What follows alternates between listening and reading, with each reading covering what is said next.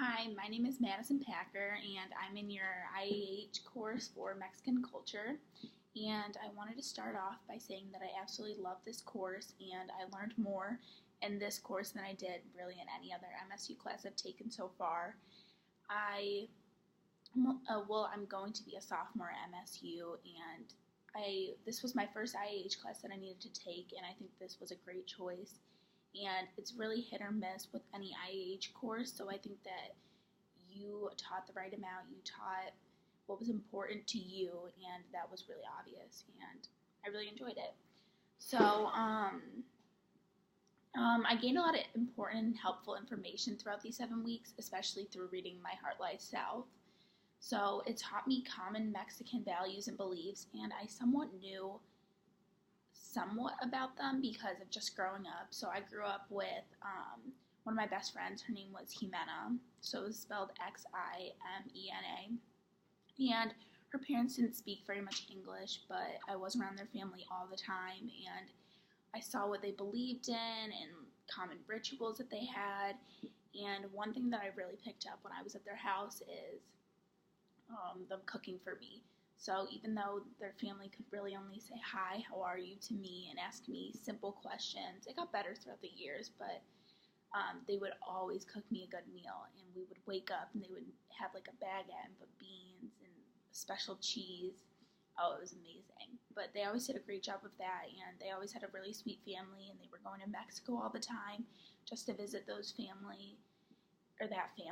And even my friend Jimena, she had her quinceañera in Mexico, so we weren't really able to go to it. She told us we could go, but we weren't going to go because none of us had that money.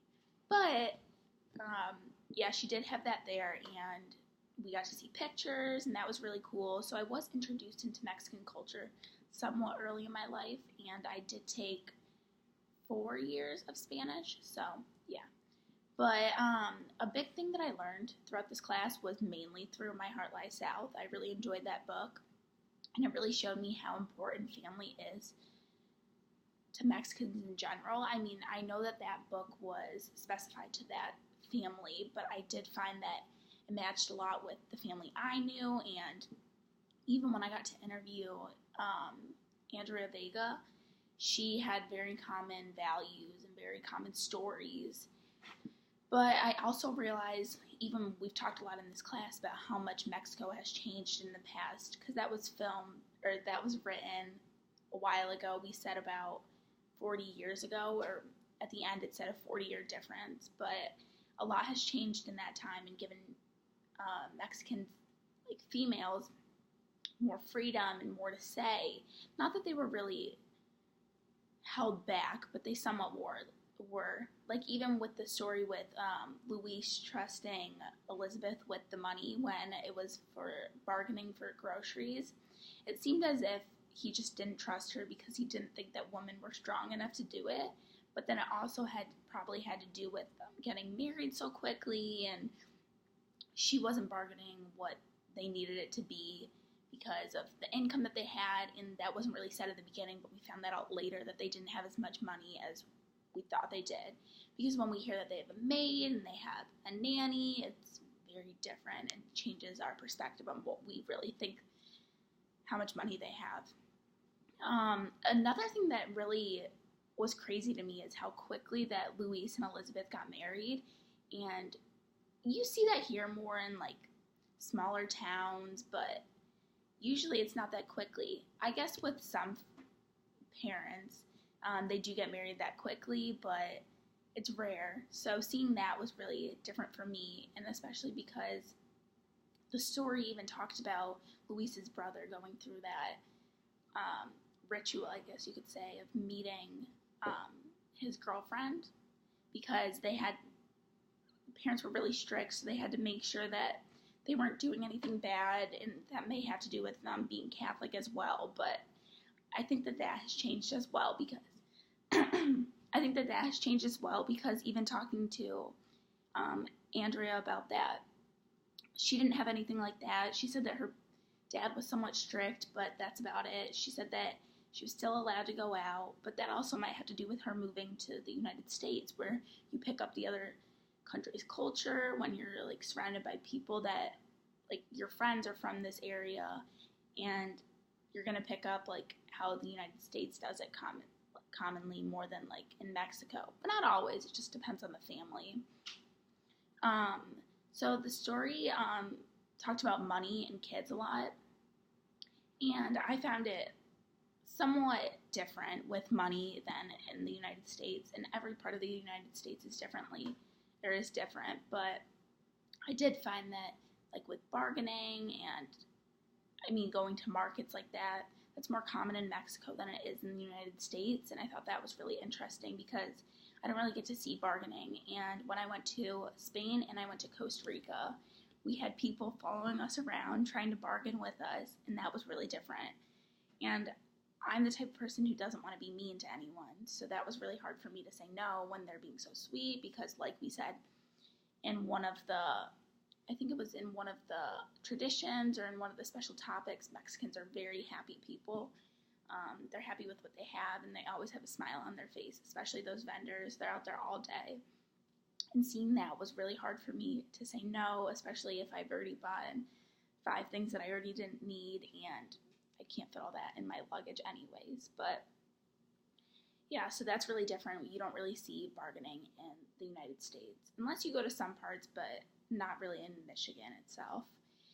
And then with kids and pregnancy in general, I found that was somewhat different, where when my cousin was pregnant, no one was asking if she was pregnant. That just wasn't something that like anyone was pushing to happen, just because, I don't know, I think it depends on how close the family is too, and that goes back to how close Mexican families are.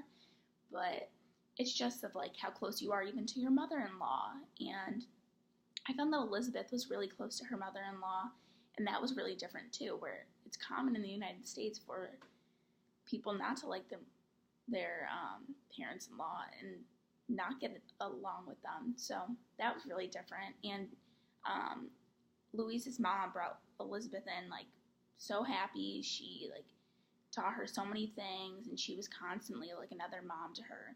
And even with Louise's dad, he was really kind to her and treated her like a daughter, and I think that is really hit or miss. It doesn't always happen. It's hard to really predict. But I think that might be more common in Mexican families.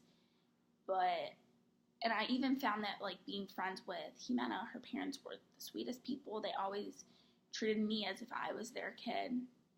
So that was really great. And, I mean, my parents are somewhat like that too, but it is very hit or miss in the United States if you're going to find that. And then another significant thing that I found was with pets. So this was a little different, where in the story we found that Elizabeth loved her cat and that no one else understood it, especially Louise's mom and his aunts, because they were like, what do they see in this cat? Like, it's just an animal. They're meant to do something. And I actually didn't find that with my friend Jimena's family. So they had a dog, and they loved that dog. They did everything with that dog. They brought him everywhere.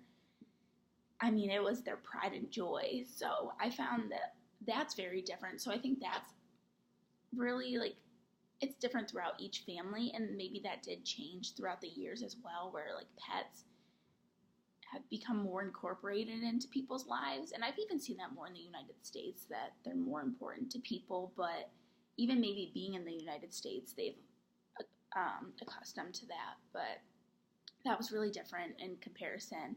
And I wasn't able to ask Andrea about that.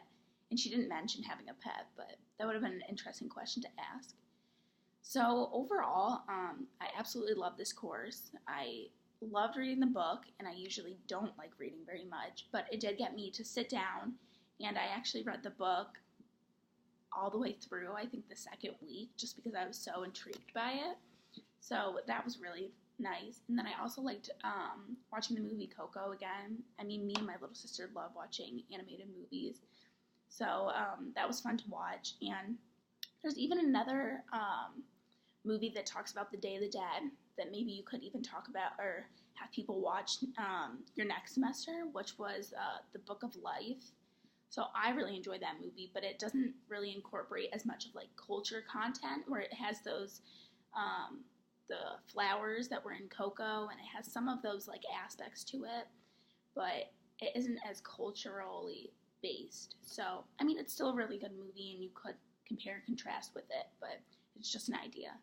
Um, so yeah, I really enjoyed this course, and thank you so much.